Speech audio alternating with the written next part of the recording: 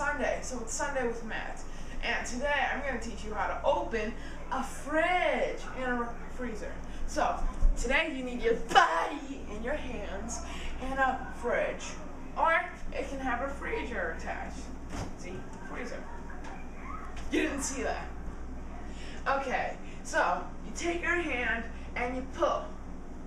Pull. Okay, let's try this one too.